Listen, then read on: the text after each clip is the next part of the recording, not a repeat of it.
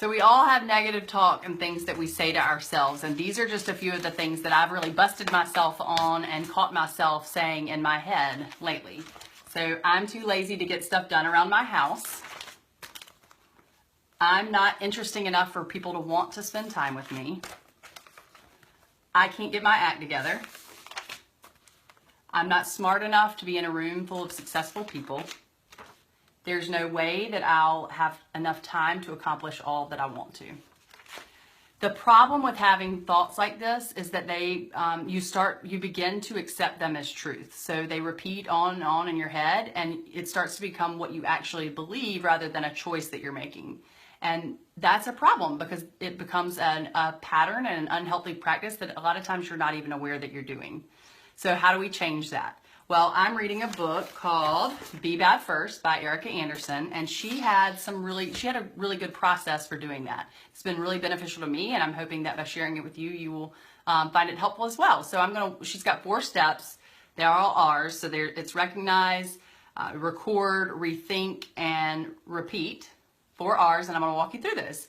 So the first one is recognize. And that's a big one. As I said, a lot of times we don't even recognize that we're doing that. So you have to really pay attention to the thoughts that are going on in your head day to day. And you want to pay attention in particular to thoughts that begin with, I can't, I don't have, I always, I never, I am not, those kind of things. Because generally those are your negative thoughts that are taking place. So you want to recognize that. And it's really, really powerful to recognize those things, because that's at the point where you get to realize that you actually have a choice and you have the capability to change things that are inaccurate, unsupportive, and unhelpful. And that's a really powerful thing. So that's the first step, is to recognize.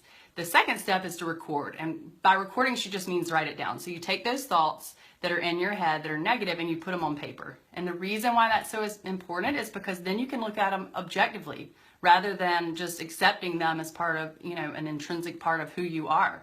And we get to make a choice whether, and a lot of times they're not even accurate, the things that we're saying, so we can, check their accuracy, and we can rethink how we do that, which is the next step. So it's record, write it down, and the next step is to rethink, and that just means to decide, is it accurate, is it helpful, is it supportive, and if not, and typically it's not, then you go back and you rewrite it, and you make it where it is supportive and accurate and helpful and empowering.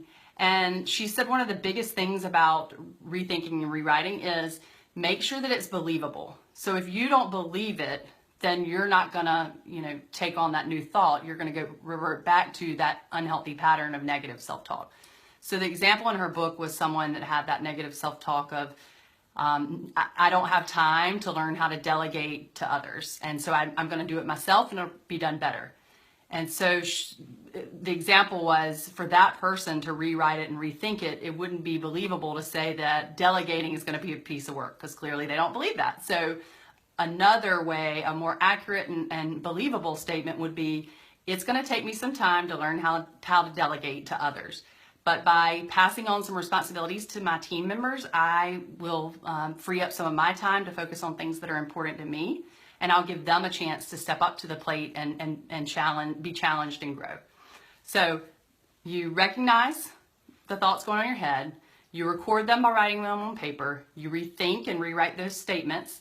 And then the final step is just to repeat it. So just because you go through this process doesn't mean that it's all of a sudden magically gone. You're going to continue having those thoughts. So you have to be conscious and aware when they're creeping into your head, and you have to consciously shift it to that more positive statement. And it's just repetition over and over again until it's innate in you to think the more positive one. So after processing that advice, her 4 steps, here's how I've rewritten my statements. I'm too lazy to get things done around my house. I don't enjoy washing dishes and doing laundry and sorting through mail and picking up toys. Those are not things I really enjoy, so I'm not prioritizing. And if I want a different outcome, then I'm going to have to reprioritize how I spend my day. All right. I'm not interesting enough for people to want to spend time with me. Well, here's the thing with that one. No one's ever told me that. So I really don't have a basis for believing that. But here's what I do know about myself. I genuinely enjoy connecting with other people and learning about others. And I believe that to be interesting, you have to be interested.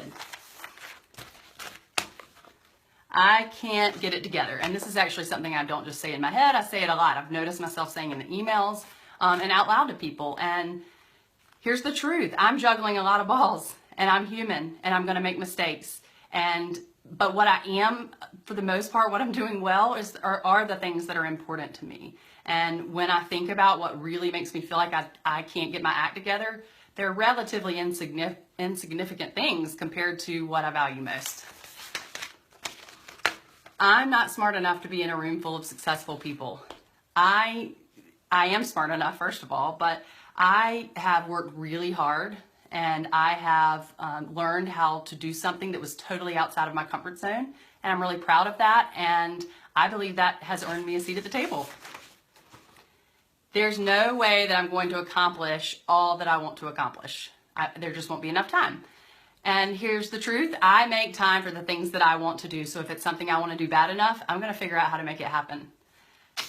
So thank y'all so much for tuning in. Check out the book, Be Bad First, Erica Anderson, and let me know what you think.